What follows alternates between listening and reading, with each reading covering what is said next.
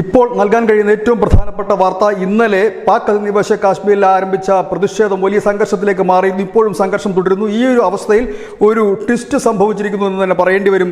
അവിടെ സായുധ കലാപത്തിന് ആഹ്വാനം നൽകിയിരിക്കുന്നു താലിബാൻ പറഞ്ഞിരിക്കുന്നത് പാക് അധിനിവേശ കാശ്മീരിലെ ജനങ്ങളോട്, ഈ പാക് ഭരണകൂടത്തിനെതിരെ പോരാടുന്ന ജനങ്ങളോട് നിങ്ങൾക്കുള്ള ആയുധങ്ങളും മറ്റും എത്തിച്ചു നൽകാൻ നിങ്ങൾ സായുധ കലാപത്തിന് തയ്യാറെടുക്കൂ എന്ന് തന്നെയാണ് പറഞ്ഞിരിക്കുന്നത്.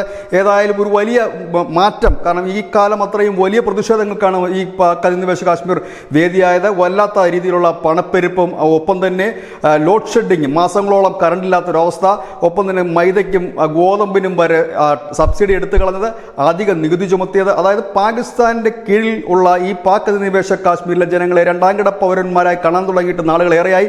അതിനെതിരെയാണ് വലിയ പ്രതിഷേധം ഉയർന്നത്.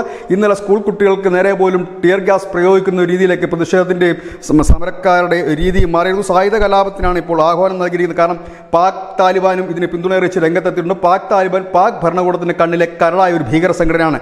ഇവിടെയാണ് കേന്ദ്രൻ പറഞ്ഞതുപോലെ രക്തം പൊടിയാതെ പാക് അധിനിവേശ കാശ്മീർ നമ്മുടെ ഭാഗമാകുമോ എന്ന് അവരും ഉറ്റുനോക്കുന്നത്. കാരണം അവർ ഒരു സായുധ കലാപത്തിലേക്ക് നീങ്ങുകയാണെങ്കിൽ ബലൂചിസ്ഥാനിന് പിന്നാലെ പാകിസ്ഥാൻ തലവേദനയായി മാറുന്ന മറ്റൊരു ഇടം കൂടിയാകും ഇത്.